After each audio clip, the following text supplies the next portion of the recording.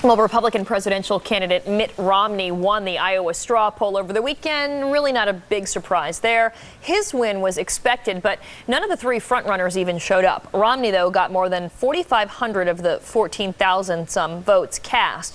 What was surprising, though, the second place finisher, former Arkansas Governor Mike Huckabee, coming in second. He joins me now from Little Rock, Arkansas this morning. Governor Huckabee, good morning. Great to see you. Well, it's good to be with you, Karen. It was a great weekend for us, and in many ways, we felt like it was a true victory in light of the resources we had and the fact that we had more people vote for us than we even bought tickets.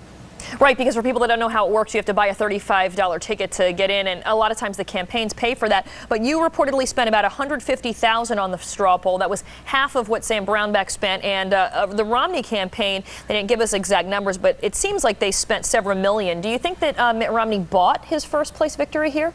Well, I'm not going to say that he bought it. I'm just going to say that we certainly showed that it was message, not money, that drove people to us. And by the way, it really was about $90,000. The 150 includes everything we did over the past 8 weeks in Iowa, down to paper clips in the office. So really our total expenses were very minimal compared to most candidates. But I think it was because people were driven to the fact that there is a choice. I think people are listening, and when people say we're dissatisfied with the field, that may be at the top of the field, but now they're beginning to realize there's another candidate out there, and they don't have to keep waiting on Fred Thompson to get in the race. You know, and it is great, and you did really well in Iowa. The problem is that on the national stage, you are still relatively unknown. Our polling shows you're getting about 3%. So how do you parlay that victory in Iowa into national momentum? You know, we've been at this campaign now, and it's always been inch at a time. But it's better to start at the bottom and begin working your way up than it is to start at the top and start slipping behind. We have good organizations in New Hampshire and South Carolina. And I know, I'm relatively unknown in the national scene. That's one of the reasons, frankly, that it's encouraging, knowing that we haven't yet been one of those Republicans rejected by the national voters because they don't know me.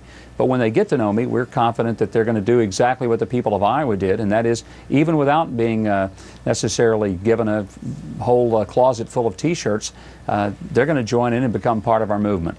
You know, there was some big news, of course, out of the White House this morning with the word that Karl Rove is going to be calling it quits as the White House advisor at the end of this month, actually. Do you think that's a good thing or a bad thing for the country?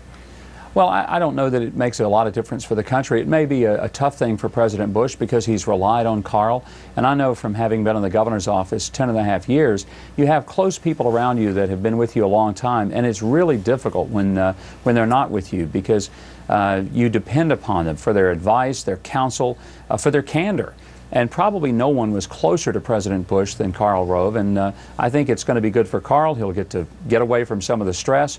The challenge will be for the president to be able to find someone that he can confide in and who can talk to him very openly. Well, Governor, if he's looking back to jump in the fray, would you welcome him onto your campaign?